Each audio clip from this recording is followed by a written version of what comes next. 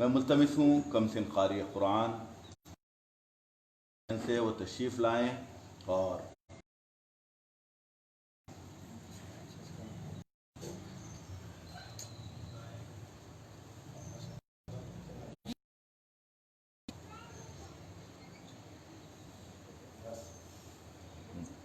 السلام علیکم ورحمۃ اللہ. وعلیکم السلام ورحمۃ اللہ وبرکاتہ. اعوذ باللہ من الشیطان الرجیم. بسم اللہ الرحمن الرحیم. یا ایھا الناس اعبدوا ربکم الذی خلقکم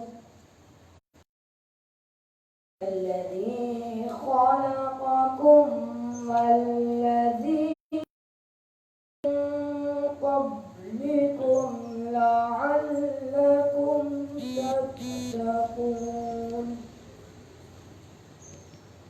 الذی جعل لکم الارض فراشا والسماء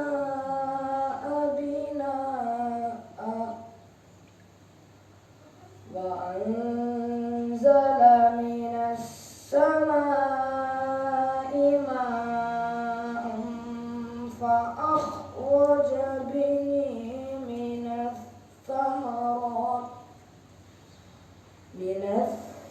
الثمرات رزقا لكم ولا تجعلوا لله أندادا وأنتم تعلمون. وإن كنتم في ريب مما نزلنا على عبدنا فأتوا بسورة من مثله وادعوا شهداءكم من دون الله إن كنتم صادقين. صدق الله العظيم. سبحان اللہ سبحان اللہ.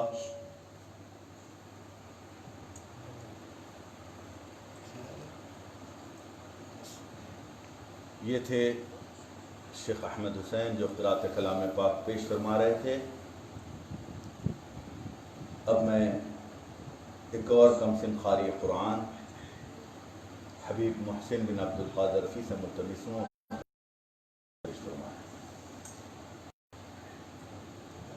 السلام علیکم ورحمۃ اللہ وبرکاتہ.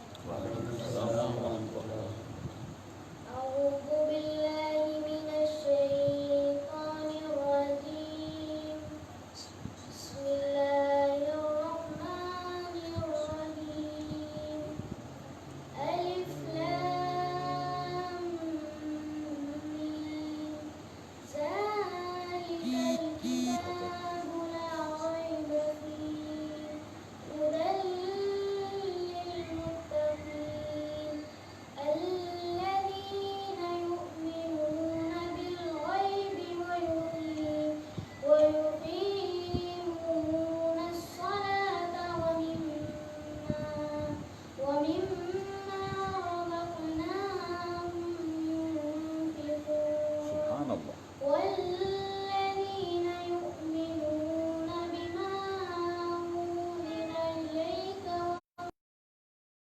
ومن قبلك وبالآخرة هم يوقنون. صدق الله العظيم. سبحان اللہ سبحان اللہ سبحان اللہ سبحان اللہ. اب میں ملتمس ہوں حضرت قبلہ حبیب مصطفیٰ بن حسن العجوز صاحب سے وہ نعت یا منقبت پیش کروں. یہ حضرت قبلہ کے پاس پہنچ.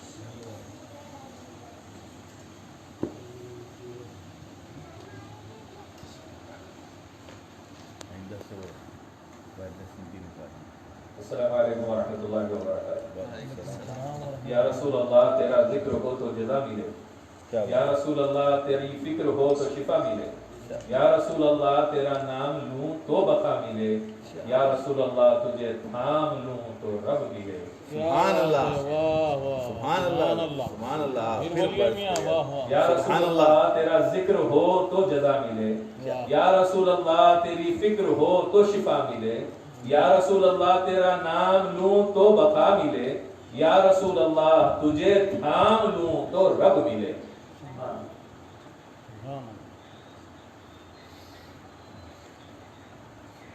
تو اگر عشق میں برباد نہیں ہو سکتا، حب رسول میں تو اگر عشق میں برباد نہیں ہو سکتا، جا تجھے کوئی سبق یاد نہیں ہو سکتا۔ سبحان سبحان اللہ۔ اللہ۔ میں مطمئن ہوں شفاعت میرے رسول کی ہے، سبحان اللہ۔ میں مطمئن ہوں شفاعت میرے رسول کی ہے، رسول میرے ہیں جنت میرے رسول کی ہے۔ السلام علیکم۔ سبحان اللہ۔ آپ کے پاس ہی جائے۔ اب میں ملتمس ہوں حضرت مولانا حبیب سہیل بن سعید الدروس صاحب سے وہ درس کا آغاز کریں۔ الحمد لله رب العالمين والصلاة والسلام على سيد الأنبياء وأشرف المرسلين وعلى آله الطيبين الطاهرين وأصحابه الأكرمين الأفضلين أجمعين، ما بعد، فأعوذ بالله من الشيطان الرجيم، بسم الله الرحمن الرحيم۔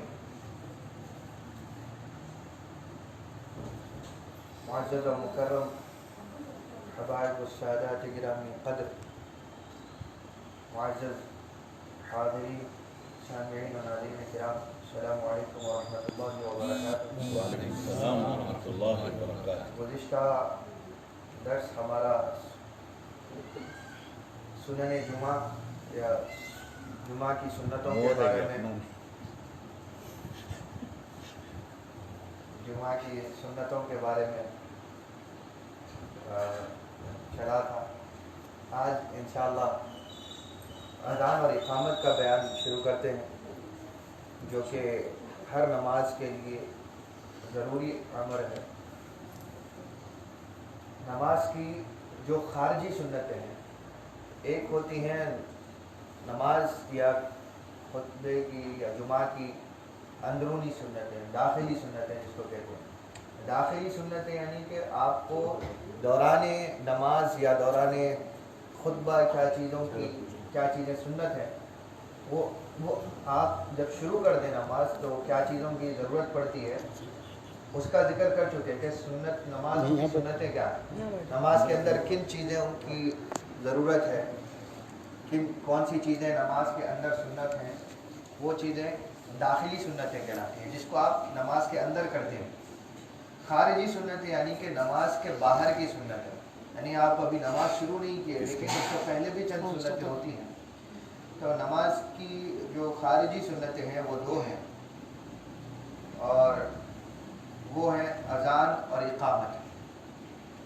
نماز میں داخل ہونے سے پہلے بطور کفایہ دو کام اذان اور اقامت سنت ہیں۔ اذان اور اقامت فرض نماز کے لیے مسنون ہے، اذان اور اقامت یہ دونوں ہی سنت کفایہ بھی ہیں۔ ایک وقت اور ایک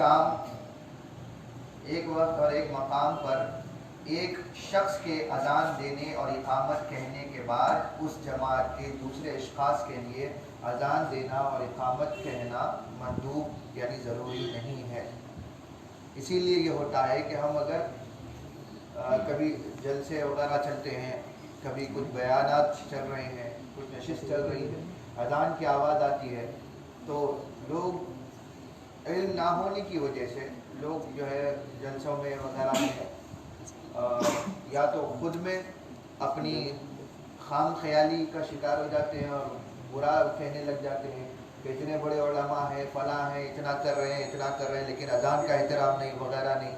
تو دیکھیے ایسی نشستوں میں خطاب کے بعد یا نشستوں کے بعد اذان اور جماعت کا اہتمام ہوا کرتا ہے عام طور پر، تو ویسے مقامات پر آپ کا ہر اذان کے لیے خاموش بیٹھنا ضروری نہیں ہے، کیونکہ اذان ایک تو سنت کفایہ ہے، تو ہر بیٹھیں گے، ہر مسجد سے الگ الگ وقت میں الگ الگ موقف میں اذانیں سنائی دیں گی، تو کیا آپ کے لیے سنتے ہوئے خاموش بیٹھیں گے؟ ایسے تو آپ کو ہر کوئی بھی کام کرنا مشکل ہو جائے گا۔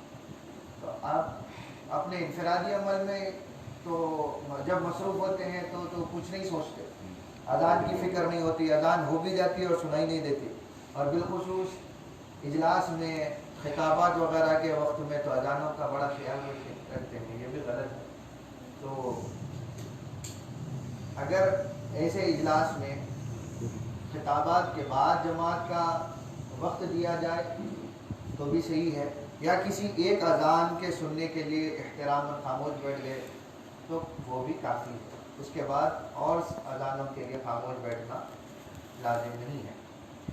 اسی طرح ایک مقام، کسی بھی ایک مقام پر کسی ایک شخص نے بھی اس وقت کی جو بھی وقت ہوگا، یعنی کہ ابھی اگر ہم یہ سوچیں کہ اب عصر کا وقت قریب شروع ہو جائے گا، تو کوئی ایک مقام پر اگر کسی ایک شخص نے اذان دے دی تو پھر وہ سب کی طرف سے سنت ادا ہو گئی۔ اگر کسی نے نہیں کہی اور سب نے بغیر اذان کے نماز شروع کر لی تو پھر یہ گناہ کا سبب ہوگا۔ جماعت کے لیے اذان اور اقامت دونوں سنت کفایہ ہیں، لیکن منفرد یعنی تنہا پڑھنے والے کے لیے سنت عین ہے۔ اگر کوئی تنہا نماز پڑھنے کا ارادہ رکھتا ہے تو اس کے لیے اذان دینا، اس کو خود کو اذان دے کر نماز پڑھنا سنت عین ہے، یعنی کہ لازم ہے، ضروری ہے۔ ہاں اگر جماعت کے ساتھ پڑھ رہا ہے تو کسی ایک جگہ کی اذان کے اس میں جماعت بنا کر آپ کہیں بھی پڑھ سکتے ہیں۔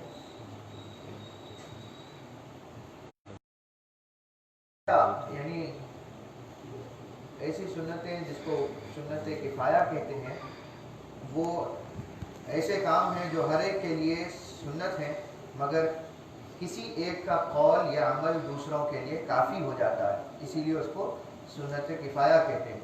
اذان اور اقامت، تشمیت یعنی کہ چھینک پر الحمدللہ کہنا، جنازے کے ساتھ جانا، بسم اللہ الرحمن الرحیم پڑھنا، قربانی دینا، گھر کے تمام متعلقین کی طرف سے سلام کی ابتدا، یہ سب سنت کفایہ ہے۔ اب رہی بات اذان کی، تو اذان کے الفاظ کلمات ہیں کہ اللہ اکبر اللہ اکبر اللہ اکبر اللہ اکبر، تکبیر ہے جو 4 مرتبہ کہی جائے گی، اشہد ان لا الہ الا اللہ اشہد ان لا الہ الا اللہ، توحید کی شہادت 2 مرتبہ، پھر شہادت رسالت اشہد ان محمد الرسول اللہ 2 مرتبہ، حی علی الصلاۃ 2 مرتبہ، پھر تکبیر 2 مرتبہ کہی جائے گی، اللہ اکبر اللہ اکبر، پھر کلمہ توحید آخری ایک ہی مرتبہ لا الہ الا اللہ کہہ کر ادا کیا جائے گا۔ یہ اذان کے کلمات ہیں۔ روایت یہ ہے کہ روایات میں یہ ہے کہ حضرت سیدنا بلال حبشی رضی اللہ عنہ وہ سب سے پہلے صحابی ہیں کہ جنہوں نے اذان کہی ہے۔ سبحان اللہ۔ ہاں اختلاف میں اور بھی روایات ہیں کہ وہ حضرت طلحہ بھی تھے کہ جنہوں نے حضرت ابراہیم علی حضرت بلال رضی اللہ عنہ سے پہلے اذان کہی تھی، لیکن معتمد یہی ہے کہ حضرت بلال حبشی رضی اللہ عنہ سب سے پہلے مؤذن ہیں، اور حضور اکرم صلی اللہ علیہ وسلم آپ کی اذان کو بہت پسند فرمایا کرتے تھے، اور حضور کے دور کے مؤذن آپ ہی ٹھہرے، آپ کے علاوہ حضور کی حیات مبارکہ میں کسی نے اذان نہیں کہی۔ اب اذان کے جو الفاظ اور کلمات ہم سنا چکے ہیں وہ ہر نماز کے لیے ویسے ہی ہیں، صرف فجر کی اذان میں حی علی الفلاح کے بعد تثویب کہتے ہیں، یعنی کہ الصلاۃ خیر من النوم کہا جائے 2 مرتبہ، اور یہ اس لیے ہے کہ روایت میں آیا ہے کہ کہ حضرت بلال رضی اللہ عنہ ایک مرتبہ فجر کی اذان کے لیے تشریف لے گئے اور کیا دیکھتے ہیں کہ وسلم اذان کے وقت میں آپ آرام فرما رہے تھے. حضور صلی اللہ علیہ وسلم اپنی آنکھیں بند کر کے آرام یہ دیکھا. حضرت بلال ادب والے صحابہ تھے, بے ادبی کرنا نہیں تھا, ورنہ تو فرض نماز کی بات ہے تو پھر آج کل کے بے ادب تو نبی ہو کوئی ہو فرض کے لیے کوئی نہیں چھوٹتا, یہ نہیں چھوٹتا, ویسا ویسا ہزار قسم کی باتیں کرتے ہیں. لیکن صحابہ سے سیکھا جائے کہ طریقہ کیا ہے. اب حضور سے سیکھا ہے فجر فرض کیا ہے, سنت کیا ہے, تو حضور صلی اللہ علیہ وسلم خود عین اذان تو حضور کو بے ادبی کے ساتھ تو اٹھایا نہیں جا سکتا. تو کیا کیا, کچھ دیر سوچنے کے بعد آپ کے ذہن میں کچھ کلمات آئے اور آپ نے حضور صلی اللہ علیہ وسلم کے گوش مبارک کے پاس یعنی کہا آہستہ سے الصلاۃ خیر من النوم کہہ کر 2 مرتبہ حضور کے گوش مبارک کے پاس میں آہستہ سے کہا. تو حضور صلی اللہ علیہ وسلم ظاہر سی بات ہے کہ کبھی زندگی میں حضور صلی اللہ علیہ وسلم تو سب کے اٹھنے سے پہلے رات بھر عبادت میں گزارتے تھے کہ جن کی خاطر اللہ تعالیٰ نے حضور کے لیے کہا کہ یا ایھا المزمل قم اللیل الا قلیلا, اے میرے حبیب, اے میرے مزمل, آپ کو کیا چاہیے کہ رات بھر اپنے قدمین مبارک کو, اپنی جان کو تکلیف میں نہ ڈالیے. قم اللیل الا قلیلا, تھوڑا سا وقت رات کا اٹھ جائیے, وہ کافی ہوگا. آپ اٹھیے, رات بھر عبادت کریے, اپنے آپ کو گھستے رہیے, اللہ تعالیٰ آپ کو نہیں کہے گا. حضور صلی اللہ علیہ وسلم کا اللہ کو بھی اتنا خیال ہے, احکام نازل کیا. قم اللیل, انہوں نے کہا تو آدھی رات. کبھی جان مبارک پر زیادہ ہی گرا گزرا ہے اور تکالیف میں, تھکان میں, کبھی جسم کو زیادہ آرام کی ضرورت ہو تو پھر میرا حبیب میری فرما برداری کرے گا, تو مجھے اس کی راحت کی پڑی ہے. تو کہا اب انقص, یا اگر آپ چاہیں تو کم بھی کر لیں تاکہ حبیب کو راحت ہو کہ یہ بھی اللہ کا ہی حکم. پھر کبھی میرا حبیب زیادہ رات بھر جاگنا چاہے لیکن میں نے آدھی رات کا کہا ہے تو آدھی رات سے زیادہ کہ وہ اس کو پابندی نہ مل جائے, تو پھر کہا کہ آپ چاہیں تو آدھی رات سے بڑھ کر بھی جاگ لیجیے جب آپ کا دل کرے. تو یہ حضور کے اطراف, حضور کے مزاج اور فطرت اور ہو تو مزاج شریعت کے مطابق بنانا ہے, اور حضور کے لیے شریعت اپنا مزاج ان کے تعلق سے بناتی ہے. تو ان کا کیا ہے, تو حضور اکرم صلی اللہ علیہ وسلم پتہ نہیں دیکھنا چاہتے ہو, آزمانا چاہتے ہو اپنے غلام کو, وہ جانے. حضرت بلال حبشی نے جب دیکھا اور اس انداز سے ان کا عمل ہوا, حضور نے فوراً آنکھ کھولی, مسکرائے اور کہا کہ بلال, آج کے بعد سے فجر کی اذان میں حی علی الفلاح کے بعد یہ کلمات کا اضافہ کرو. تمہارے یہ کلمات اللہ اس کے رسول کو محبوب ہے. سبحان اللہ. الصلاۃ خیر من النوم, نماز اے نبی آپ کے لیے نیند سے بہتر نماز ہے. یا رسول اللہ, آپ کو مخاطب کر کے نہیں کہا, صرف کان کے پاس, گوش مبارک کے پاس آئے, کہا الصلاۃ خیر من النوم, مطلق رکھا. یعنی کہ وہ یہ بھی نہیں بتانا چاہتا کہ ڈائریکٹ آپ کو ہی کہہ رہا. ادب قرینے سکھاتا ہے, محبت ادب سکھا دیتی ہے. تو صحابہ ہی سے سیکھے جائے کہ پھر وہ نبی جس کی مصلیت کا دعویٰ کرتے ہیں لوگ کہ وہ کتنا فرق ہے ہمارے اور ان میں. تو حضور صلی اللہ علیہ وسلم نے اس کے بعد سے اجازت دے دی, اور ہر نماز کے بعد, ہر فجر کی اذان میں حی علی الفلاح کے بعد الصلاۃ خیر من النوم کا اضافہ کیا جاتا. اذان کے الفاظ اکثر دوہرے ہیں, یعنی ہر کلمات کو 2 بار دہرایا جاتا ہے. استثناء یہ ہے کہ پہلی تکبیر کے الفاظ 4 مرتبہ ہیں, یعنی کہ اللہ اکبر جو پہلا 4 مرتبہ ہے, اور توحید آخر یعنی کہ لا الہ الا اللہ کے الفاظ 1 ہی مرتبہ ہیں. اذان کے الفاظ جہاں دوہرے ہیں وہاں اقامت کے الفاظ یکہرے ہیں شافعیہ میں، یعنی کہ اذان میں 2 مرتبہ ہے، اقامت کے وقت ہم اللہ اکبر اشہد ان لا الہ الا اللہ اشہد ان محمد رسول اللہ حی علی الصلاۃ حی علی الفلاح قد قامت الصلاۃ قد قامت الصلاۃ، یہ دوہرا تکبیر اولا دوہری ہے، باقی سب یکہرے الفاظ ہیں، یعنی 1 مرتبہ کہے جائیں۔ حضرت بلال رضی اللہ عنہ کو حکم دیا گیا کہ اذان کے الفاظ جفت میں یعنی کہ ایون رکھے جائیں اور اقامت کے الفاظ طاق میں کہیں یعنی کہ آڈ نمبر میں ہو۔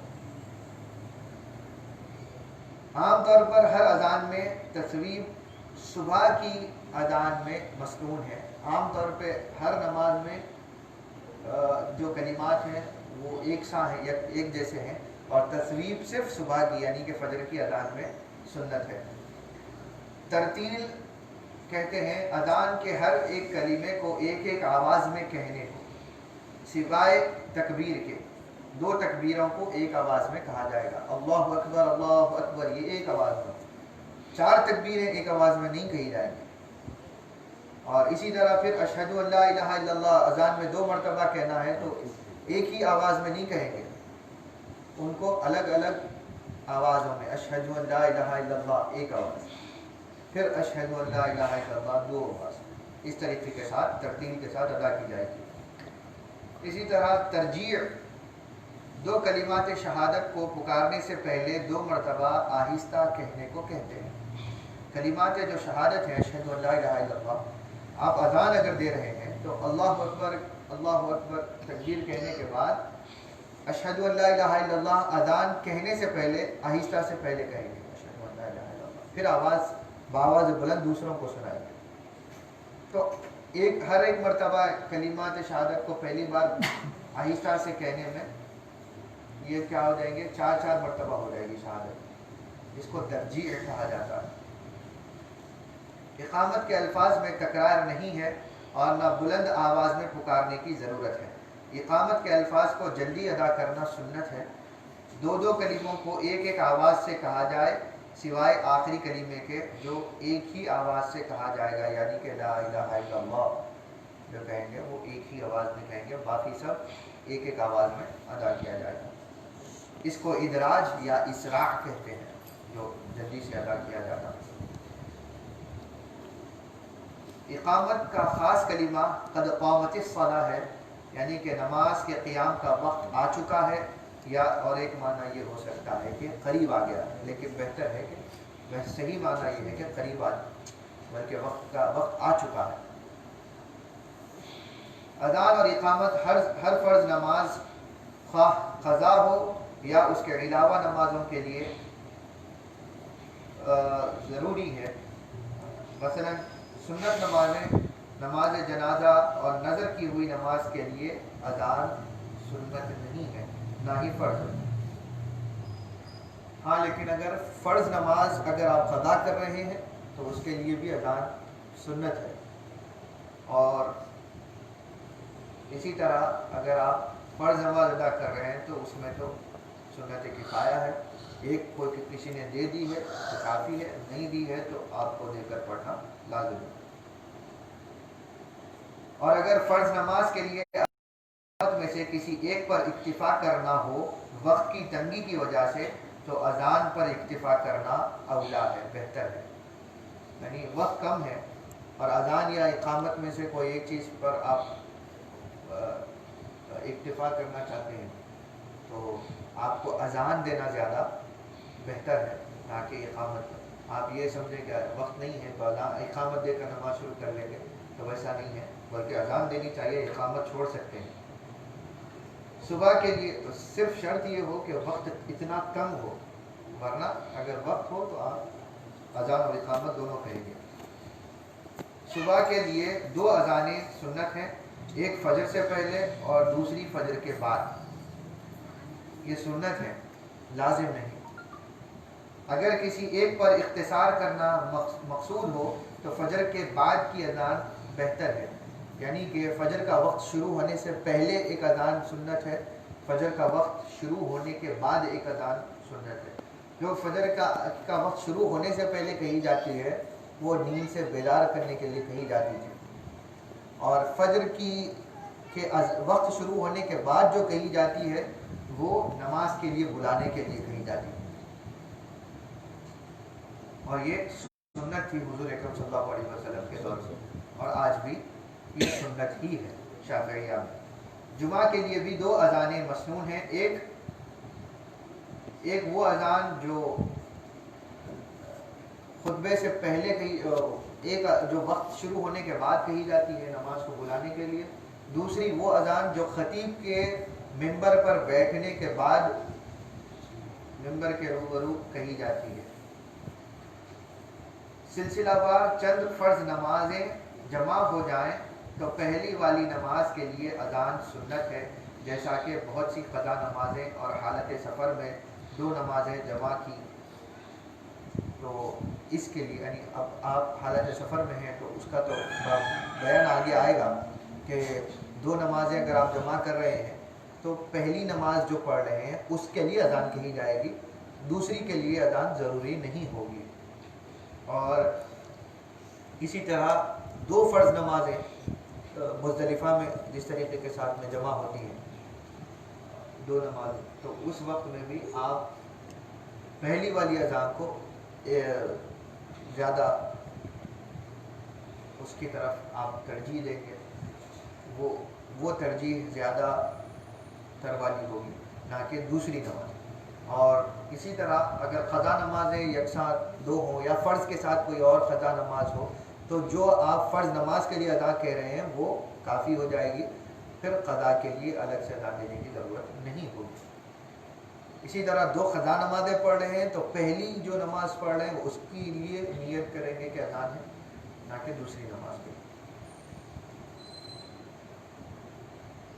اور ایک قضا اور ایک ادا نماز کہ جس کا وقت ہو گیا ہو, اذان شروع کرنے سے پہلے کے لیے اقامت کہی جائے, یعنی کہ ایک قضا اور ایک ادا نماز کہ جس کا وقت ہو گیا آپ وہ ادا کر رہے ہیں تو آپ جو ہے نا پہلی والی نماز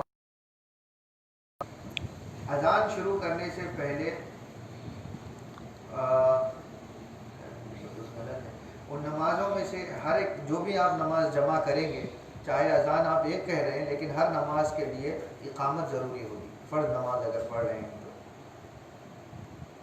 اقامت ہر نماز کے لیے کہیں گے, اور اذان صرف ایک ہی نماز کے لیے اگر ایک سے زائد نمازیں فرض نمازیں جمع ہو رہی ہیں تو. عورت اور خنثی یعنی کہ ہجڑا کہ آہستہ آواز ہے. عورت اور اگر ہجڑا ہے تو ایسے میں یہ لوگ آہستہ آواز میں اقامت کہیں گے, زور سے نہیں. اگر عورت آہستہ آواز سے عورتوں کے لیے ہی اذان کہے تو مکروہ نہیں ہے, اگر بآواز بلند کہے گی تو حرام ہو جائے گا. جن نفل نمازوں میں جماعت سنت ہے جیسے کہ عید کی نماز, تراویح کی نماز اور وتر کی نماز کہ یہ رمضان میں جماعت سے پڑھی جاتی ہے, اور کسوف و خسوف کی نمازیں تو ان کی جماعت کے لیے الصلاۃ جامعۃ یا صلاۃ جامعۃ کہہ کر پکارا جائے گا. اور الصلاۃ یا ہلموا الی الصلاۃ یہ بھی کہہ سکتے ہیں. اور حی علی الصلاۃ کہنا ان سنت نمازوں کے لیے مکروہ ہوگا. اور ان الفاظ کا مندوب ہونا وقت پر اور نماز کے قریب ہے, یعنی کہ حی علی الصلاۃ یا صلاۃ جامعۃ وغیرہ وغیرہ یہ جو صیغے ہیں یہ اسی وقت استعمال کیے جائیں گے کہ جب نماز کا وقت قریب ہو. وقت کو ابھی نماز کو وقت کافی ہے اور پہلے سے اگر یہ کلمات ادا کیے جائیں گے تو بھی مکروہ ہو جائے گا, تاکہ اذان و اقامت کے قائم مقام ہو جائے کلمات, اسی لیے ان کو وقت پر کہا جائے گا. جس نفل نماز کو جماعت سے پڑھنے کا حکم نہیں ہے اور جو فردن پڑھتے ہیں اس میں یہ الفاظ میں سے کوئی لفظ نہیں کہا جائے گا. اور نفل سے نظر کی ہوئی نماز اور نماز جنازہ بھی خارج ہے, اس میں بھی یہ الفاظ نہیں پکارے جائیں گے. اذان اور اقامت کے چند شرائط ہیں، وہ یہ کہ سب یعنی دینے والے کے لیے، اذان جو دینے والا ہے یا اقامت دینے والا ہے اس کے لیے جو شرائط ہیں وہ بھی غور سے سن لیں کہ سب سے پہلی شرط ہے کہ اسلام کا ہونا، یعنی کافر کی اذان صحیح نہیں ہوگی۔ اگر کافر اذان دے دے تو اس کی نسبت اسلام لانے کا حکم لگا دیا جائے۔ دوسری شرط ہے تمیز، کمسن لڑکے کی اذان اور اقامت میں تمیز والا لڑکا ہو، اگرچہ کہ بلوغت کو نہیں پہنچا لیکن تمیز آ جائے پاکیزگی اور طہارت کی، تو پھر اس کی اذان بھی صحیح ہوگی، اقامت بھی صحیح ہوگی۔ تیسری شرط ترتیب ہے، اذان و اقامت کے الفاظ جس ترتیب سے مقرر ہیں اسی ترتیب سے کہے جائیں گے۔ اگر ترتیب کے برعکس کیا گیا اگرچہ بھول کر تو اذان صحیح نہیں ہوگی اور اسے ان دونوں کی ترتیب کے مطابق دوبارہ کہنا ہوگا، اور اگر ان دونوں میں سے بعض کو ترک کیا تو اس کے ما بعد کے الفاظ کے ساتھ اس کا اعادہ کرنا ہوگا۔ چوتھی شرط ہے ولا، یعنی کہ اذان اور اقامت کے فقروں کو سکوت یا گفتگو نہ ہو، معمولی گفتگو اور سکوت سے کوئی حرج نہیں ہے اگرچہ عمدن ہو۔ پانچویں شرط عدم بنائے غیر ہے، یعنی کہ مقصود صرف اذان اور اقامت ہو، کوئی دوسری چیز نہ ہو۔ اذان کہنے والے کے لیے مقصود اذان دینا ہی ہو، کوئی دوسری چیز اگر اذان کہنے سے مقصود ہے تو پھر یہ بھی غیر درست ہوگی اور اذان دوسری مرتبہ دینا پڑے گا۔ چھٹویں شرط ہے کہ اذان و اقامت اتنی آواز میں کہے جائیں کہ جماعت میں سے کم از کم ایک شخص سن سکے۔ ساتویں شرط دخول وقت ہے، نماز کا وقت ہونے پر کہے جائیں گے سوائے صبح کی اذان کے جس کا وقت نصف شب سے شروع ہوتا ہے، یعنی کہ صبح کی نماز کے لیے دو اذان سنت ہیں جیسا ہم نے کہا، وہ پہلی اذان جو سنت ہے اس کا وقت نصف شب سے فجر کا وقت شروع ہونے سے پہلے تک ہوتا ہے، تو اس کو آپ کبھی بھی کہہ سکتے ہیں۔ آٹھویں شرط ذکورت، یعنی کہ عورت پر حرام ہے کہ بلند آواز سے اذان دے۔ عورت کے لیے اذان دراصل اذان نہیں ہے بلکہ بمنزلہ ذکر ہے۔ عورت دوسری عورتوں کے لیے اذان اور اقامت کہہ سکتی ہے جبکہ صرف عورتیں، مرد نہ۔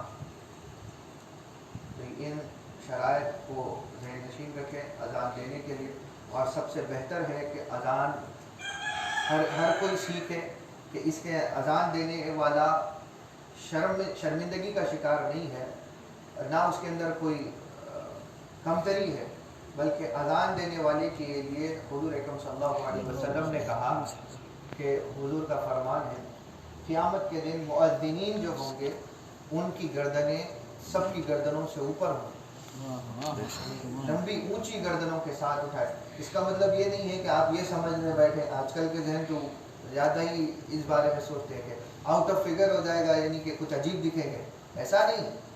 اونچی گردن سے مراد آپ کی حیت وہی رہے گی لیکن آپ کے چہرے اتنے نمایاں نظر آئیں گے کہ لوگوں کے اندر آپ کا قد الگ نظر آئے گا، حالانکہ آپ کا قد اور ہوگا۔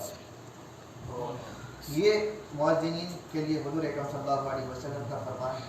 اور پھر حضور اکرم صلی اللہ علیہ وسلم نے خود اپنے عمل کے ذریعے سے مؤذنین کی جو قدردانی کی تو ان کو منبر پر چڑھا کر اذان دینے کا حکم دیا، اور حضرت بلال حبشی رضی اللہ عنہ کو خانہ کعبہ پر چڑھا کر اذان کہلوائی۔ یہ سب مؤذن کے لیے، اور بھی بہت ساری احادیث ہیں جو مؤذنین کی حق میں ہیں۔ بعض علماء نے یہاں تک کہ لکھا ہے کہ مؤذن کا مرتبہ امامت سے زیادہ فضیلت والا ہے۔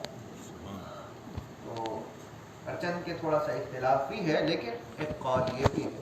تو امامت صرف وقت پر آ کر امام نماز پڑھاتا ہے، وہ بالکل تمام موجودہ افراد میں سب سے بزرگ ہوتا ہے، سب سے زیادہ مسائل سے آگاہ ہوتا ہے تو اس کو بڑھایا جاتا ہے، لیکن مؤذن چونکہ وقت سے پہلے نماز کو بلانے کے لیے وہ کمر بستہ رہتا ہے، اور نماز کو اس کے وقت سے پہلے اس کا حاضر رہنا جو ہوتا ہے وہ اس کی اہمیت کو بڑھا دیتا ہے کہ اس کے اوپر انحصار ہوتا ہے کہ لوگوں کو آگاہ کرے کہ وقت شروع ہو گیا وغیرہ وغیرہ جیسی اور بھی فضیلتیں ہیں۔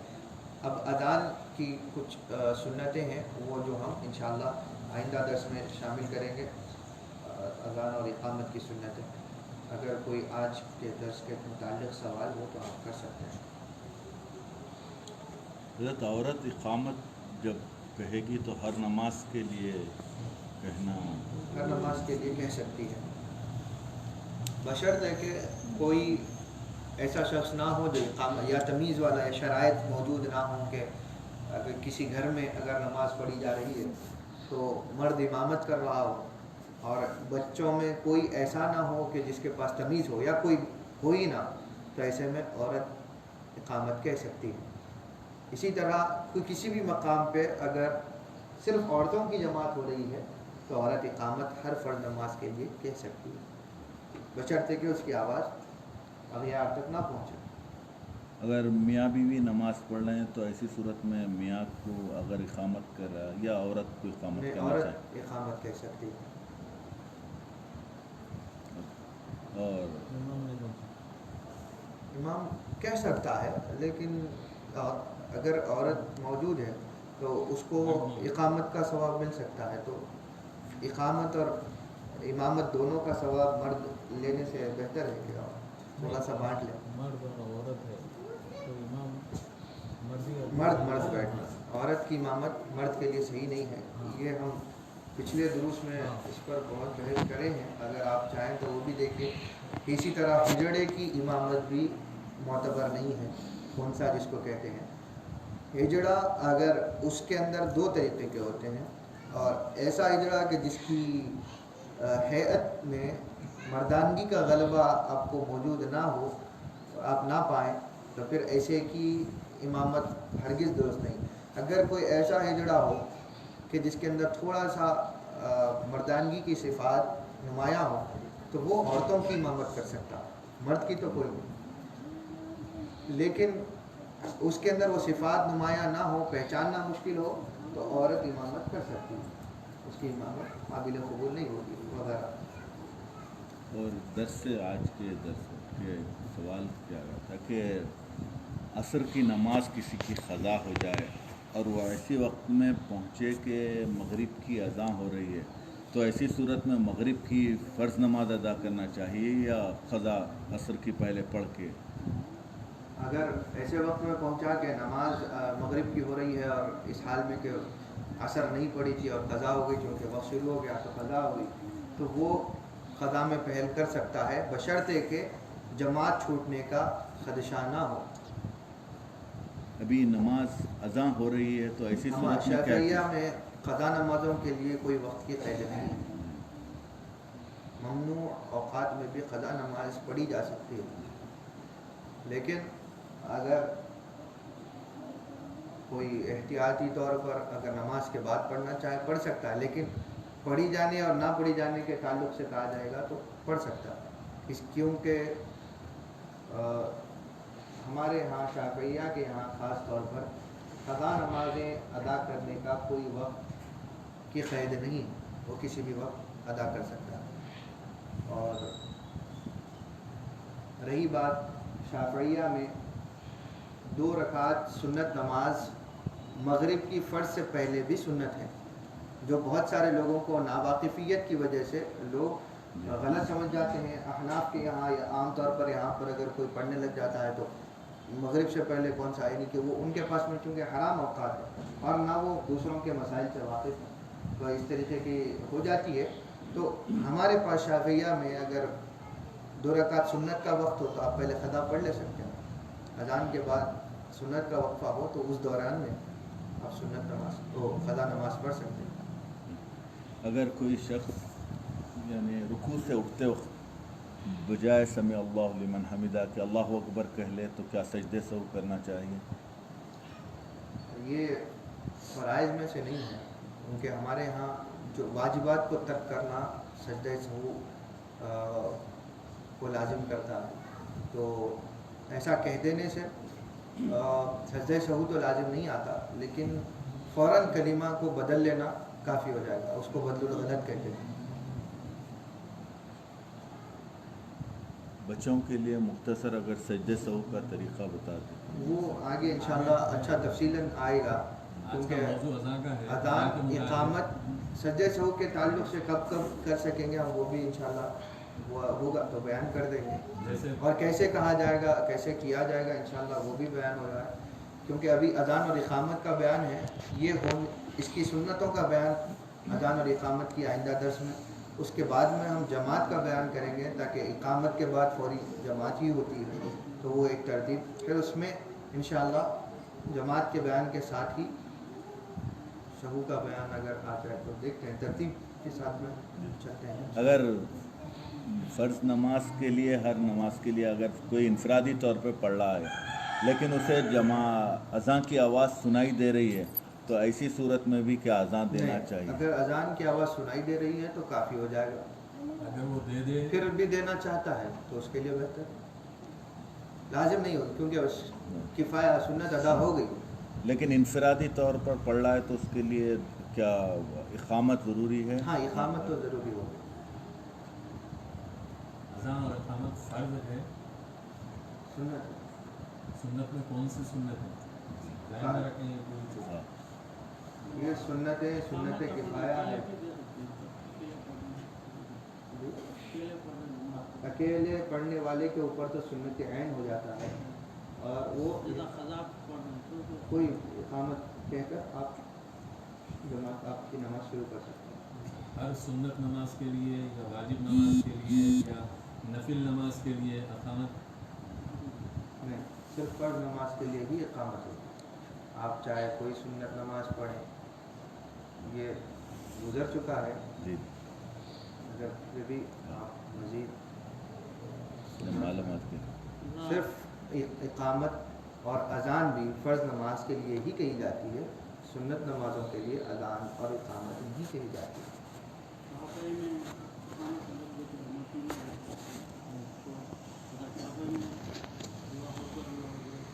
ایک مطلب آتی ہے.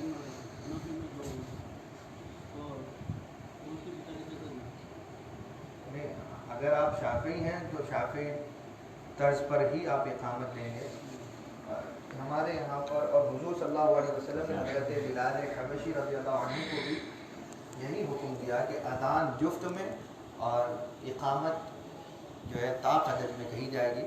جفت یعنی کہ دو مرتبہ جو اذان میں ہم کلمات کہتے ہیں، اور طاق میں اقامت کہی جاتی ہے. اقامت چونکہ جماعت کے کھڑے ہونے کا وقت ہے، اس میں ادراج یا اسراع جو ہے اس کو ترجیح دی گئی، یعنی کہ جلد نماز جماعت کھڑی ہو رہی ہے تو اس میں طوالت ہے.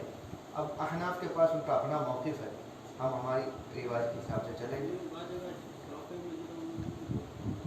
اگر وہ حنفی مؤذن ہے تو وہ اپنے طریقے کو فالو کرے گا. اگر شافعی ہے تو ان کو چاہیے کہ وہ مسائل سے واقف ہو جائیں. بہتر کیا ہے کہ اللہ کے رسول صلی اللہ علیہ وسلم حضرت بلال حبشی کو بتائے. دیکھیے بہتر اور کون سی چیز کمتر ہے یہ ہم فیصلہ اس لیے نہیں کر سکتے کہ وہ ائمہ کا قول ہے، اور ہر امام کے پاس ثابت کرنے کے لیے دلائل ہے. ہم صرف یہاں شافعیہ کے بارے میں بات کرتے ہیں کہ ہمارے یہاں جو دلیل ہے وہ یہ ہے. اب احناف کی دلیل آپ علماء احناف سے پوچھیے، اور بہتر کا فیصلہ تو نہیں کر سکتے. امام شافعی کا مسلک عین قریب قبول فطرت ہے. سبحان اللہ. اسی وجہ سے اہل عرب اور خاص طور پہ عرب سادات، یعنی کہ عرب سادات سے سادات تو ظاہر سی بات ہے عربی ہی کا خون ہے، لیکن وہ کہ جو عرب میں رہے اور عرب میں رہتے ہیں وہیں پہ پیدا ہوئے، ان کا خاص طور پر شافعیہ مسلک پر عمل بہت زیادہ کثرت سے رہا ہے. تو ہم کسی مسلک کو کمتر نہیں بتا سکتے. وہ میزان ہمارے یہاں نہیں ہے. ہمارے پاس ہماری دلیل ہے کہ یہ حکم سرکار کا ہے، ہم اس اعتبار سے کرتے ہیں. اور اس حدیث کی دلیل صحیح ہے، کمزور نہیں. اذان اور اقامت میں یہ فرق کیوں ہے؟ تاکہ اذان رہے اور اقامت صرف نماز کے کھڑے ہونے کا اعلان رہ جائے. تو اقامت کہتے ہیں کہ نماز کے کھڑے ہونے کا وقت، نماز کے قائم ہونے کا وقت اس کا اعلان ہو جائے. اور اذان اس لیے طویل کہی جاتی ہے کہ لوگوں کو بلایا جا رہا ہے، دور اور قریب سے ہر ایک کو وقت کے شروع ہو جانے کا اعلان کیا جا رہا ہے. تو اس کے اندر تھوڑی طوالت ہے. اقامت عین وقت قریب ہو، اب جب جماعت کا ہو ہی چکا ہے تو صرف اتنا بتانا کہ وقت ہو گیا ہے، سب جنے اپنی صفیں قائم کر لیں. سنت موقع عین جیسے سنت عین اور پھر سنت کفایہ، اس میں فرق؟ سنت کفایہ کسی ایک شخص کا بھی اذان کہہ دینا، کسی ایک شخص کا بھی ایک مقام پر ایک شخص کا اذان کہہ دینا کافی ہو جائے گا. اب تنہا شخص ہے تو وہ جو اذان کہی جا رہی ہے وہ جماعت کے لیے، تنہا شخص تنہا منفرد نماز پڑھ رہا ہے تو اس کے لیے سنت اذان اور اقامت لازم ہو جاتی ہے، اس لیے کہ وہ اس جماعت کے لیے یا کسی بھی جماعت میں قائم نہیں ہو رہا. تو وہ جو اذان جماعت کی طرف بلایا جا رہا ہے، چاہے آپ وہیں پڑھیں یا کہیں اور بھی جماعت کے ساتھ. تو انفراد کے لیے اذان سنت عین کے یہ اس اجتماع کا حصہ نہیں ہے، تو یہ الگ سے اذان کہے گا.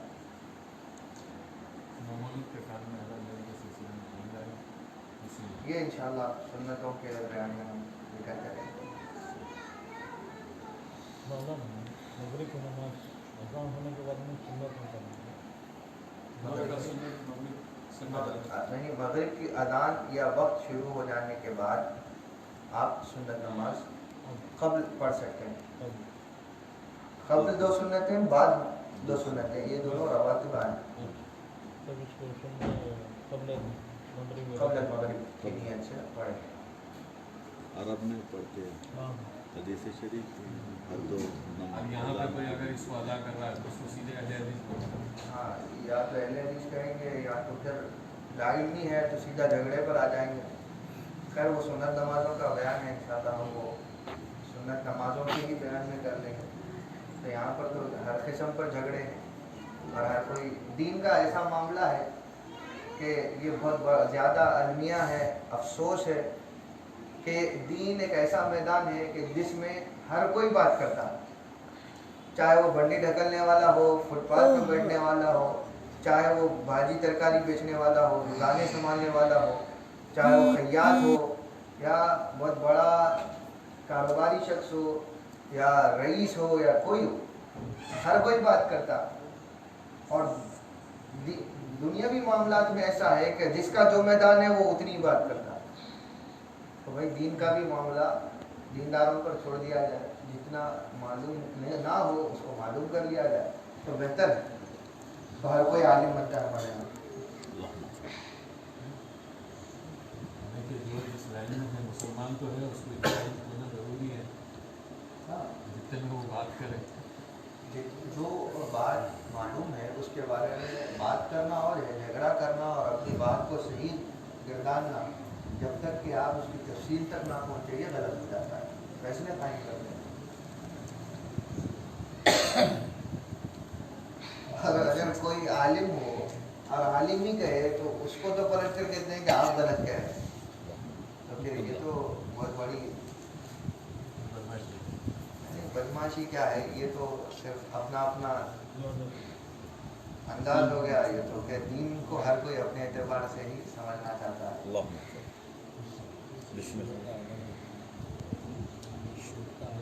اور کوئی سوال؟ نہیں، کچھ نہیں. بسم اللہ. تو سوالات اچھے بھی رہے اور کافی سوالات ہم نے حاصل کر لیے، جوابات دیے. اب ہمارے درس کے دوسرے حصے کی طرف بڑھتے ہیں.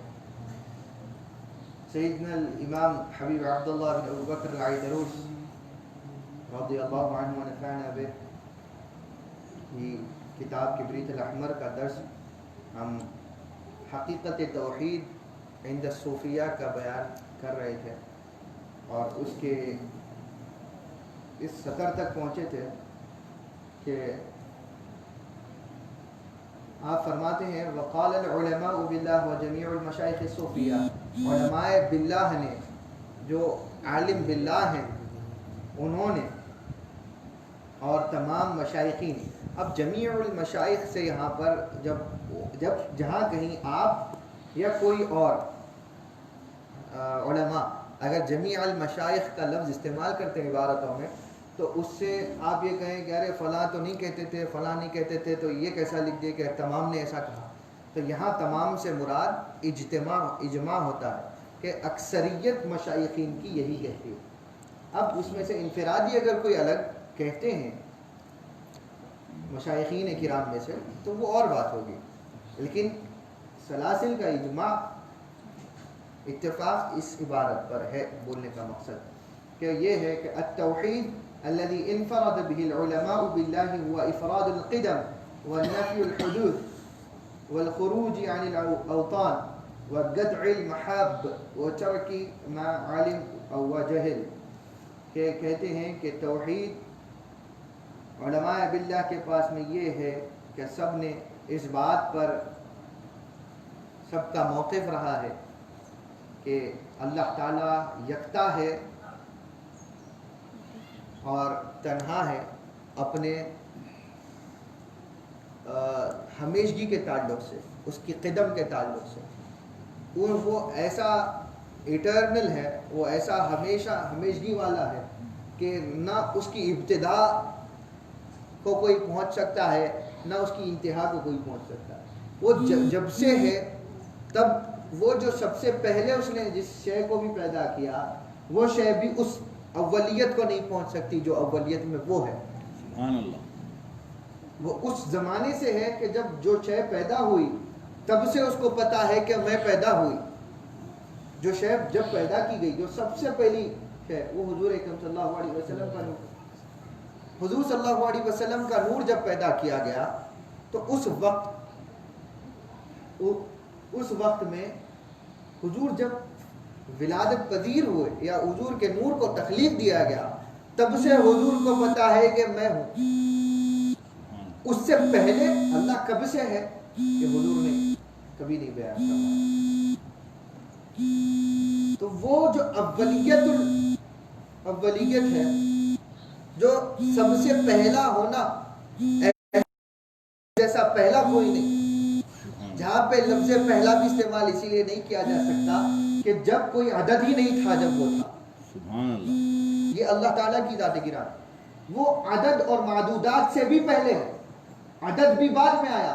اگر عدد کا موجود ہونا، اگر کہیں کہ اللہ سب سے پہلا ہے، تو پھر یہاں بھی ایک قسم کا شائبہ ہے کہ اگر وہ پہلا ہے تو یہ جو پہلا جو لفظ استعمال کر رہے ہیں اللہ کی ذات کے لیے، تو عدد موجود ہے کہ جس کی وجہ سے اس کو پہلا کہہ رہے ہیں. تو پھر کوئی صفر بھی ہوگا. اگر یہ پہلا ہے تو ممکن ہے کوئی صفر ہو. تو وہاں پر اللہ تعالیٰ کے لیے اس کی ہمیشگی ایسی ہے کہ وہ عدد سے بھی پاک، اس کو پہلا بھی نہیں کہہ سکتے. اسی لیے حضور نے کیا حضور کے لیے اعلان کروایا، انا اول المسلمین، انا اول الخلق ما خلقت.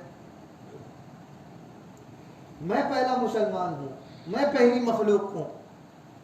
اللہ پہلا ہے نہیں، اس کے لیے پہلے کا اطلاق کیسے؟ سبحان اللہ. تو عدد سے بھی پاک، وہ انفراد ایسا منفرد ہے ہمیشگی میں، اور وہ اتنا انتہاؤں تک رہنے والا ہے کہ سب ختم ہو جائیں گے، لیکن کل شیء ہالک الا وجہہ، سب شے فنا ہو جائے گی سوائے اس کی ذات گرامی ہے. اس کی ذات ہے جو کبھی فنا بھی نہیں ہوگی. تو عدد نہ پہلے سے شروع کر سکتے ہیں، نہ انتہا کو پہنچا سکتے کہ اس تک نہ عدد بھی جہاں پر ختم ہو جائے وہ باقی ہے. سبحان اللہ جہاں عدد بھی ختم ہو جائے کوئی چیز نہیں بچے گی. اگر کوئی یہ سمجھتا ہے کہ کوئی شے باقی رہے گی تو یہ غلط ہے. اگر کوئی شے باقی رہ جائے تو پھر اللہ تعالیٰ کا کی بقا میں شک. تو ہر شے فنا ہونے کے لیے ہی پیدا ہوئی اور وہ خالق ہے. تو آپ کسی شے کے چلے جانے پر افسوس کرتے ہیں تو یہ محبت کے تقاضوں کی وجہ سے غم ہوتا ہے.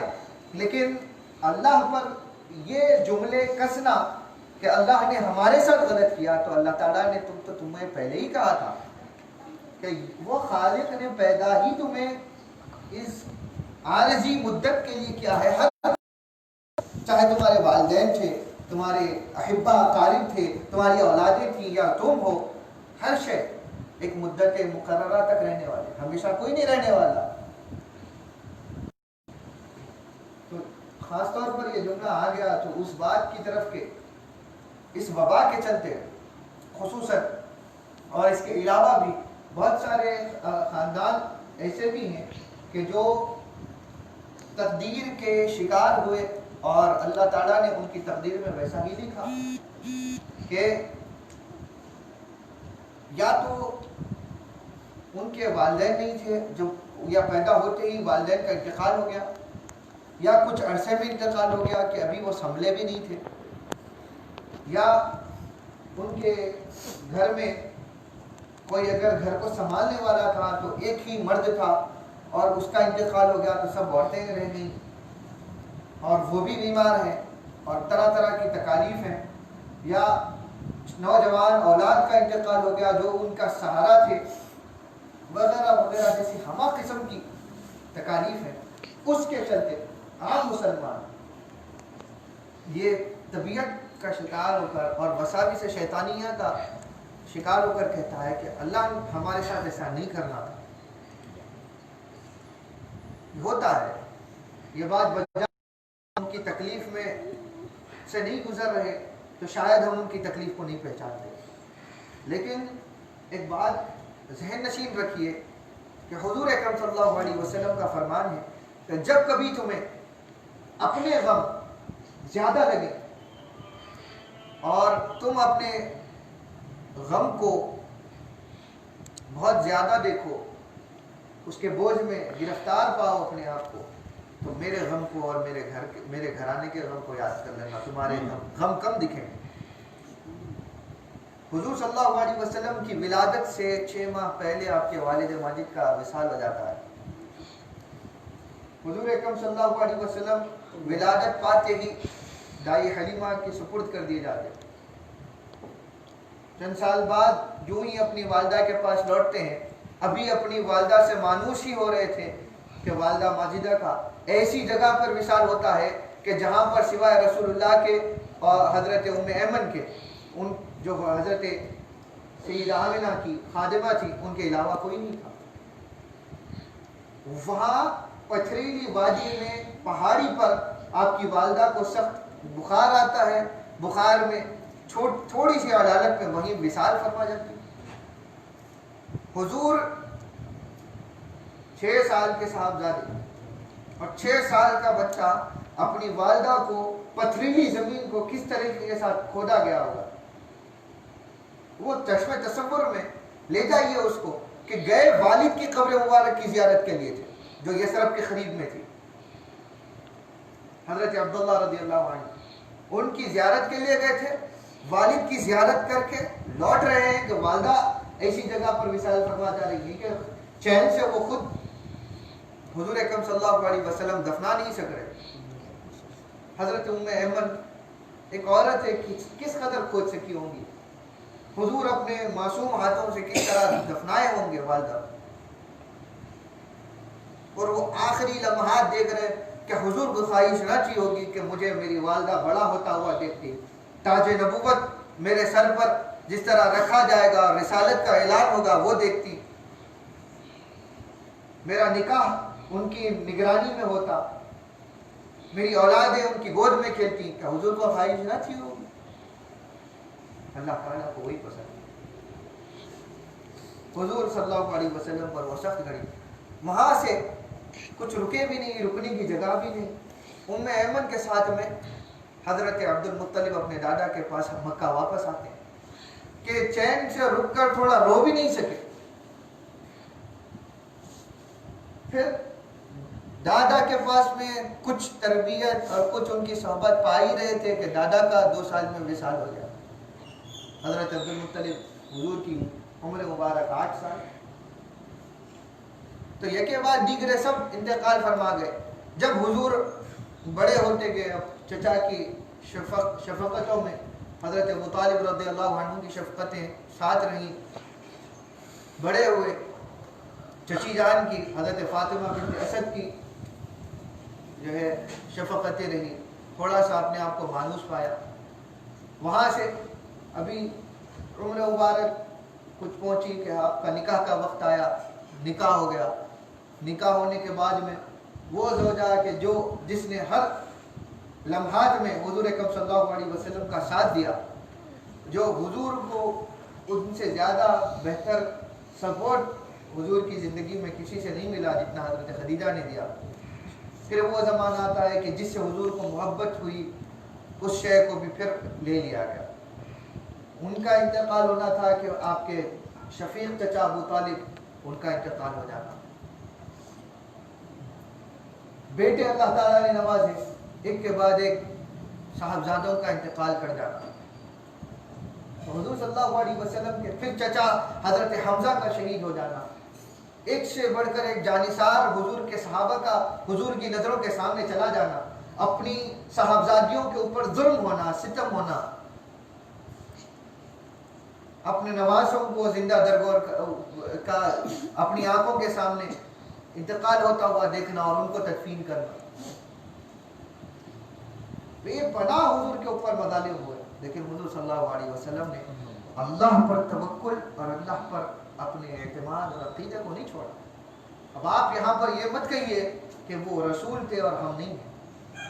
اور رسول تھے، ان کے اوپر یہ سب اسی لیے گزارا گیا کہ امت کہیں یہ نہ کہے کہ اللہ تعالیٰ نے اپنے حبیب کو سکون کی زندگی دی، اپنے نبی کو سکون کی زندگی دی.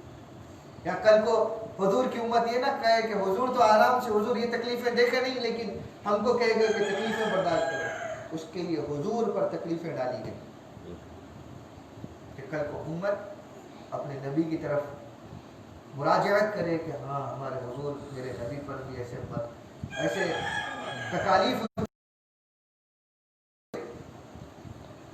کہ اگر کسی اور پر اتارے جاتے تو وہ وہیں مر جاتا. کہ حضور صلی اللہ علیہ وسلم کے قلب اطہر پر بڑی گرا قدر، جس قدر عظیم ذمہ داری تھی، اس قدر عظیم حضور صلی اللہ علیہ وسلم پر تکالیف بھی آئی. نبوت اور منصب حبیبی نہیں تھا، منصب حب حضور صلی اللہ علیہ وسلم پر آسان نہیں گزارا، آسان زندگی نہیں گزار رہے. تو یہ تکالیف برداشت. حضور کی کا حیات میں اپنی حضور کے چہیتے پھر نواسوں سے محبت ہوئی تو ان نواسوں کے بھی شہادتوں کا حضور کے اوپر انکشاف ہونا اور حضور کا ان کے لیے رونا، اپنی صاحبزادی کے لیے رونا، فقر میں رونا، فاقوں میں رونا، اپنے پیٹ پر پتھر باندھنا، لقموں کا نہ ملنا، نہ حضور کی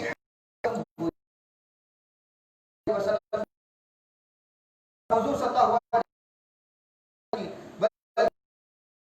ابراہیم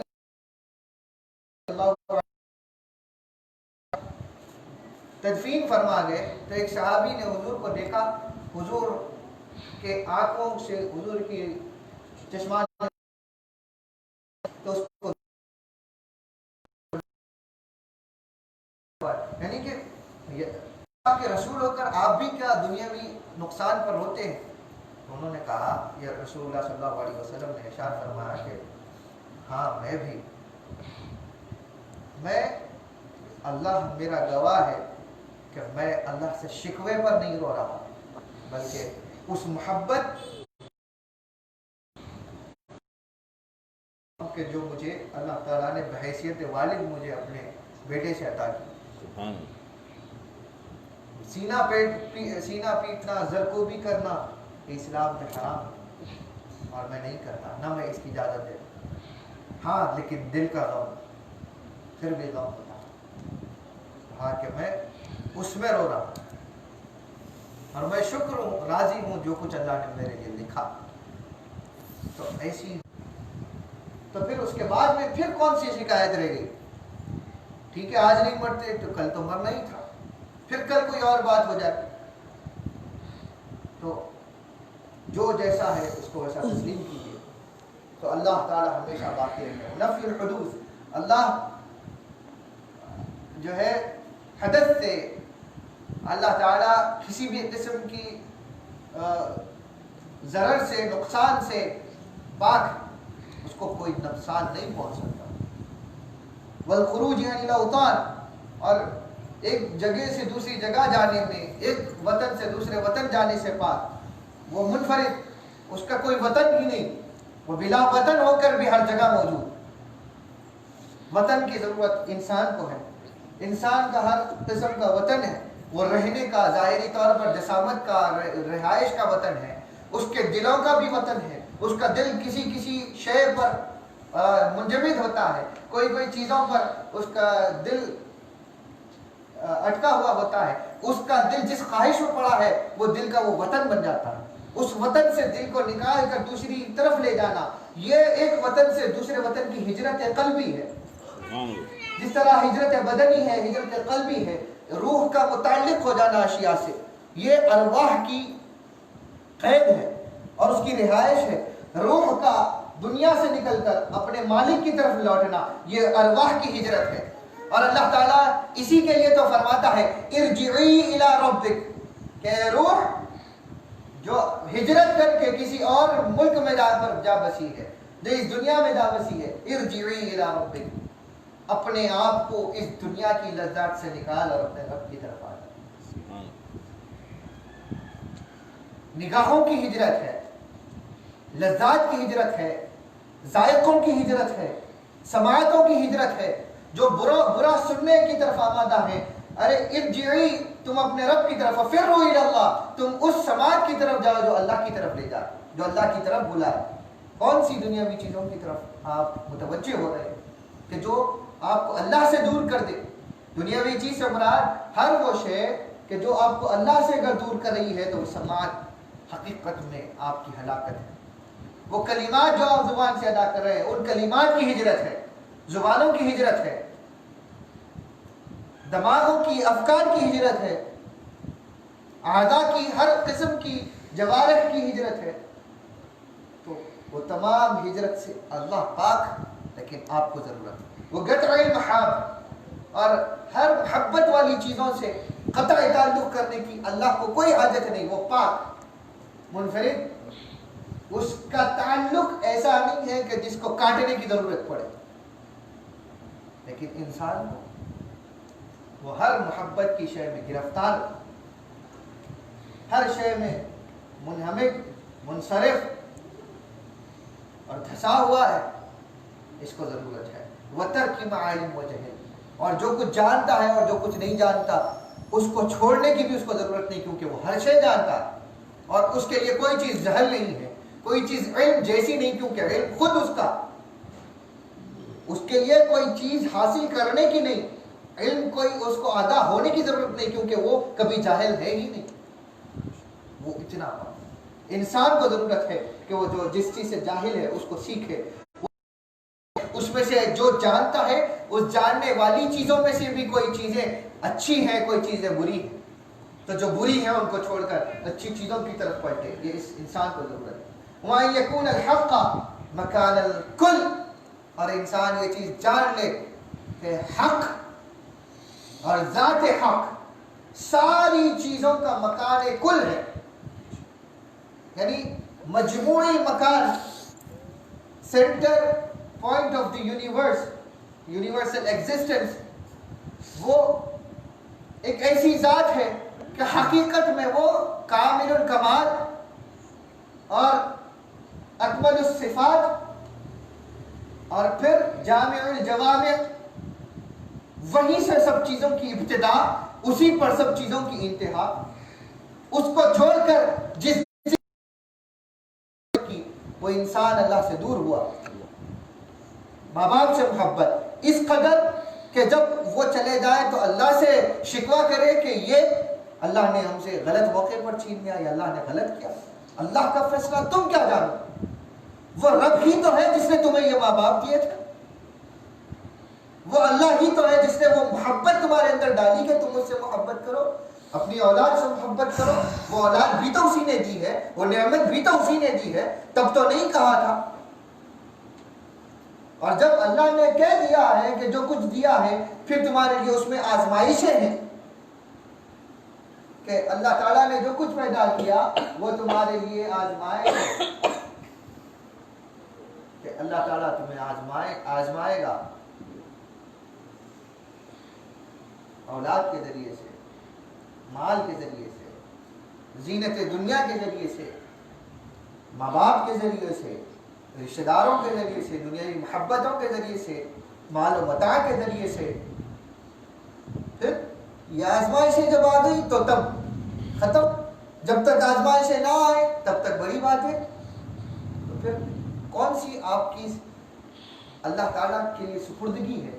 آپ یہ کیسے، کون سے ایمان کی طرف آپ ہیں کہ جب وقتی طور پر آپ اللہ تعالیٰ کے ہو گئے اور وقت نہ رہا تو اللہ سے دور ہو گئے؟ اللہ کے فیصلوں پر سوال کریں، یہ اتھارٹی آپ کے پاس کہاں سے آئی؟ وہ جو دماغ صحیح اور برے کا موازنہ کر رہا ہے وہ دماغ بھی اس نے دیا ہے،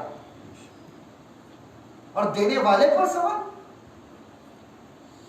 آپ کی سوچ اتنی آپ سے تھوڑی سی بڑی سوچ رکھنے والے کے پاس آپ جھک جاتے ہیں، تھوڑے سے بڑا سوچنے والے کے سامنے آپ اپنے آپ کو سپرد کر لیتے ہیں۔ تو وہ جو خلاق ہے، جو کریٹر ہے، اس نے جب آپ اور آپ کی عقلوں کو، آپ کے افکار کو، تو وہ جو طاقت و قوت دی وہ تو اسی نے دی، پھر آپ اس سے سوال کیسے کرنے والے بن گئے؟ اللہ تعالیٰ تک یہ ذہنوں کی سوال نہ پہنچے، اسی لیے اس کو وساوس کہتے ہیں، اور اس کے اوپر اللہ تعالیٰ سے راضی ہویا جائے اور اللہ تعالیٰ سے پناہ مانگنے کا اسی لیے حکم دیا کہ قل اعوذ برب الناس ملک الناس، کہ ہم پناہ مانگتے ہیں اس رب کی جو انسانوں کا رب ہے، ملک الناس جو انسانوں کا بادشاہ ہے، مالک ہے، ملک ملکیت والا، کہ جس کے اقتدار میں ساری چیزیں ہوں۔ آپ کی ملکیت میں کوئی چیز ہو تو کوئی غیر اگر اس کے اندر تصرف کرے تو آپ کو برداشت نہیں ہوتا۔ تو جب اللہ نے کہہ دیا تھا کہ ملک الناس، کہ وہ تمام چیزوں کا مالک ہے، تو اس کی ملکیت کو آپ نے قبول نہیں کیا، تبھی تو اللہ اگر کوئی چیز چھین رہا ہے تو آپ اللہ سے ناراض ہو رہے ہیں۔ الہ الناس، انسانوں کے معبود کی پناہ مانگتا ہوں، من شر الوسواس الخناس، کہ ہم ان خناسوں کے، ان بدماش اور بدذہن لوگ جو دلوں میں وسوسے ڈالتے ہیں، الذی یوسوس فی صدور الناس، کہ جو لوگوں کے دلوں میں وسوسے ڈالتے ہیں اپنے کلیجے سے، تو وہ وسوسہ کسے کہتے ہیں؟ وہ دل کا ایک ایسا خیال جو آپ کے دل کو عقیدت میں تذبذب میں لا دے، آپ کو ایک قسم کی بے چینی میں ڈال دے، وہ وسوسہ کہلاتا۔ اور وسوسہ اگر بڑھ جائے تو ایمان اور عقیدے کی خرابی کا سبب بن جائے۔ پھر یہ کون ہے خناس؟ کہا کہ صرف انسانوں میں نہیں ہے، جو آ کے آپ کے کانوں میں کہتے ہیں ارے ایسا ایسا ہوگا، ایسا کر دیا، ایسا کر دیا، یہ ایسا ہے، ایسا ہے، یہ وسوسے انسانوں کے۔ تو اللہ نے کہا من الجنتی والناس، ہر وہ وسوسے جو جنات میں سے ہوں یا انسانوں میں سے، اس کی پناہ مانگو اللہ سے۔ تو آپ کو چاہیے تھا کہ ایسی آزمائشوں کے وقت میں آپ اللہ سے رجوع ہو جاتے کہ اللہ تو نے دیا تھا، تو نے لے لیا، جیسا کہ اللہ نے قرآن مجید میں کہا کہ ہم اذا اصابتہم مصیبت، جب ان کے اوپر کوئی مصیبت آ جاتی ہے ایمان والوں پر، تو ایمان والے کیا کہتے ہیں؟ انا للہ و انا الیہ راجعون، کہ وہ کیا کہتے ہیں کہ یقیناً یہ سب اللہ کا تھا اور اللہ ہی کی طرف لوٹ گیا. اس کا معنی کیا ہے؟ معنی کیا؟ تو کیا آپ کا تھا کہ چھینے جانے پر اللہ سے کہہ رہے ہیں کہ نہیں کرنا تھا؟ تو اللہ آپ سے پوچھ کر کرے تو پھر وہ مالک ہے یا تم مالک ہو؟ اللہ کو آپ نے سمجھا کیا؟ تو پھر ایمان کامل نہیں ہوا. اور ایمان یہاں پر اب وسوسے انسانوں کے نہیں، جنات اور ابلیس کے وہ ان چیلوں کے آ جاتے ہیں کہ جو اس کے نیچے رہ کر ایمان جس کے اندر ہوتا ہے نا اسی کو یہ وسوسے آتے. بے ایمانوں کو وسوسے کبھی نہیں آتے. تو آپ کے اندر ایمان ہے اسی لیے یہ وسوسے ڈالا جا رہا ہے. تو آپ اللہ کی طرف رجوع کریے کہ جنات کا وہ چیلا آپ کے اندر، ابلیس کے چیلے وہ وسوسے ڈال کر آپ کے ایمان کو غارت کرنا چاہتے. آپ کہہ دیں جب وسوسے آ جائیں کہ اللہ نے ایسا کر دیا ایسا کر دیا، یہ وسوسے جب آئیں تو کہہ دیں کہ نہیں اللہ کا تھا، اللہ نے لے لیا. اور وہ بہتر جانتا ہے ہمارے حق میں کیا کرنا ہے. اگر تکالیف میں زندگی گزرے اللہ کی ہے، اپنی کیا ہے جو گزار رہے ہیں، مشکلات میں گزار رہے ہیں تو آپ کی کون سی ہے جو آپ شکوہ کریں کہ اللہ ایسا کر رہا ہے. آپ مالک ہی کب ہیں؟ آپ خود سے تو پیدا نہیں ہوئے، آپ خود سے تو نہیں بنائے گئے، آپ کے مطالبے پر تو نہیں بنا پیدا کیا گیا. تو پھر ہے کیا آپ کا؟ کہیں رب کا ہے، اس نے دی. وہ مشکل میں گزارے، اچھائی میں گزارے، بہتر زندگی میں گزارے، نہ گزارے، ہو خالق. تب یہ عقیدہ ہو جائے گا، اللہ اس عقیدے کو مضبوط کرنے کے بھی اسباب کو پیدا فرما دے گا. اور یہی ہے کہ یہاں پر تھوڑی سی وضاحت کے ساتھ فصل کو ختم ہی کر دیتے ہیں کہ فرمایا کہ ان یکون الحق مکان الکل. سیدنا امام العیدروس کا ایک جملہ آپ دلوں کے اندر رقم کر لیجئے کہ یہ بات کے اوپر مشایخین صوفیہ، علماء قلب کہ ان کے قلب کی تختیوں پر لکھا گیا ہے حق یعنی اللہ ہر چیز کا مکان الکل، ہر چیز کی جگہ، ہر چیز کا مرکز وہی، اس کے علاوہ کوئی نہیں. تو ہر چیز آسان ہو جاتی ہے. والتوحید ایضا عند بعض یعنی مشایخین اور علماء باللہ میں سے بعض کے پاس توحید یہ بھی ہے کہ انبساط الہ الہیئات لا تقول لی و بی و منی و شرح الجمیع، کہ آپ ہیئات کے بارے میں بھی کہ انبساط رہے، اس کے بارے میں بھی احتیاط رہے کہ کوئی یہ نہ کہے، لا تقول کوئی یہ نہ کہے کہیں لا و الا کے نقش سے. یہی تو بات ہوئی، شاعر نے یہی تو طرف اشارہ کیا. کہیں میں او تو، میں کون تو کون، ہاں او ہو، لا و الا کیا چیزیں ہیں، یہ کون سی چیزوں کے جھگڑے میں ہیں. میرا قلب بنا دیا آئینہ، یہ سارے نقوش مٹا دیا. پیر طریقت یہی نقوش تو مٹاتے ہیں. مشایخین صوفیہ کی تربیت یہی تو نقش آپ کے دل سے مٹاتی ہے کہ میں تو کا، جب تک میرے ساتھ، میں میرے لیے یہ میری تھی، میں نے ایسا کیا تھا، میں وہ کر دیا. جب تک یہ چیزوں کا ہوش رہے گا تب تک کبھی مراد نہیں پا سکتے، مکان الکل تک نہیں پہنچ سکتے. اس تک پہنچنا ہے تو یہ نقوش وہی تو مٹا رہا ہے. اس کبھی اپنا بناتا ہے، کبھی غیر کرتا ہے، کبھی قریب رکھتا ہے، کبھی دور کرتا ہے، کبھی روز روز پوچھتا ہے، لمحہ لمحہ پوچھتا ہے، کبھی کبھی نہیں پوچھتا. حضرت سیدنا خواجہ اجمیر خواجہ معین الدین چشتی الحسینی رضی اللہ عنہ کی ذات گرامی کے پاس میں واقعہ ہے کہ شروع جب آپ اجمیر میں ساکن ہوئے تو وہاں پر ایک ہندو شخص تھا، نوجوان بچہ تھا، جو اور روز اس کا راستہ تھا وہیں سے گزرتا تھا. پہلے تو وہ کسی دوسرے شہر میں تھا, پڑھائی کے تعلق سے تربیت ہے, اب پڑھ کر کے دوسرے شہر سے واپس اپنے شہر اجمیر آیا تو روز آنا جانا ایک سڑک سے ہوتا تھا تو وہ خیمے دیکھتا تھا حضرت خواجہ اجمیر کے. تو دیکھ کر کا وہ اپنی والدہ کو آ کر کہنے لگا کہ وہ مسلمانوں کا جو ایک استاد ہے, گرو ہے, وہ ان کو کچھ تعلیم و تربیت دیتا ہے, کیا کرتا ہے پتہ نہیں, کہ لوگ ہمیشہ جمگٹا ہوتا ہے, لوگ کثرت سے اس کے پاس خدمت میں موجود ہوتے ہیں. ہم چاہتے ہیں کہ میں چاہتا ہوں کہ اس کو دیکھوں, میں جا کر اس سے ملاقات کروں. ماں نے اجازت دی تو آیا حضرت سیدنا خواجہ اجمیر کی صحبت میں. آ کر وہ چند دن آتا تھا, دیکھتا تھا, جاتا تھا, آتا تھا, دیکھتا تھا, جاتا تھا. ان کی عادتیں ادوار دیکھنے لگا. دیکھ کر اس کو ایک قسم کی انسیت پیدا ہوئی اور اس نے چاہا کہ میں یہ دیکھوں کہ محبت کیا چیز ہے, اور اس محبت کے تعلق سے حضرت خواجہ اجمیر سے سوال کیا کہ محبت کا معنی سمجھایا جائے. حضرت خواجہ اجمیر نے کہا کہ معنی تو نہیں بتاتا, بس کچھ دن میری صحبت میں رہو.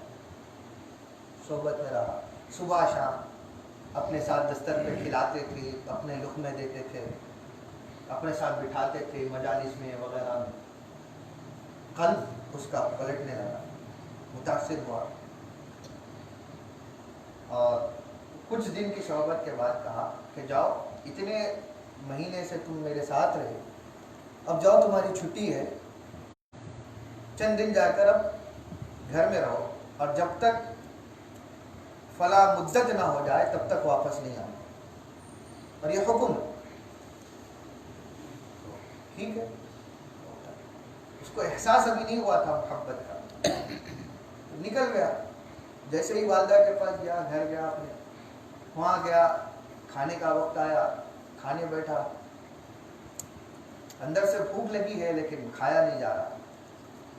اٹھ گیا, کھانا نہیں کھایا. پھر اندر جاتا ہے, گھر کے باہر جاتا ہے, آس پاس میں ٹہلتا ہے, ادھر ادھر گھر کے اندر, خالی بس ایک بے چینی, سمجھ نہیں آ رہا کہ کیا ہو رہا ہے, وہی سے ایک بے چینی کا معاملہ.